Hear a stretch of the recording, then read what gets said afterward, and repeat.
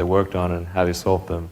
And if someone was really the person that solved it, they'll be able to answer multiple levels. They'll be able to go down to the brass tacks. And if they weren't, they'll get stuck. And then you can say, oh, this person was not really the person who solved it, because anyone who struggled hard with a problem never forgets it.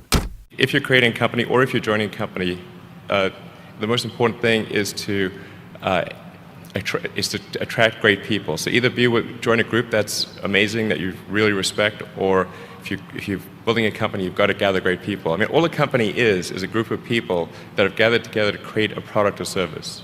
And so depending upon how talented and hardworking that group is, and the degree to which they are focused cohesively in a good direction, that will determine the success of the company.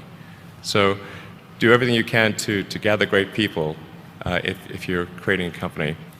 You've got to make sure that whatever you're doing is a great product or service. It has to be really great. And I go back to what I was saying earlier, where if you're a new company, I mean, unless it's like some new industry or new market that, if it's an untapped market, then you have more ability to,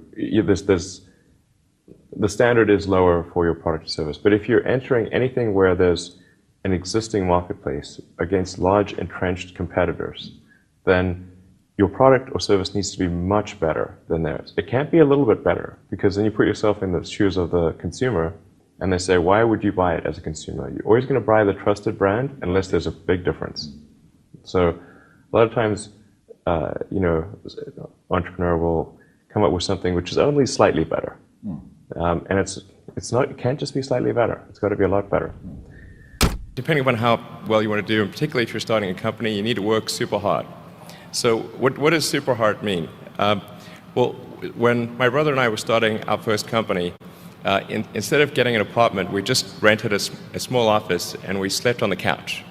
And we showered at the YMCA, and we're so hard up we had one computer. So the website was up during the day, and I was coding at night.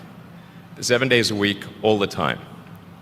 And I sort of briefly had a girlfriend in that period, and in order to be with me, she had to sleep in the office. So work hard, like, every waking hour. That's the thing I would say, particularly if you're starting a company. And I mean, if you do simple math, say like, okay, if somebody else is working 50 hours and you're working 100, you'll get twice as much done in the course of a year as the other company.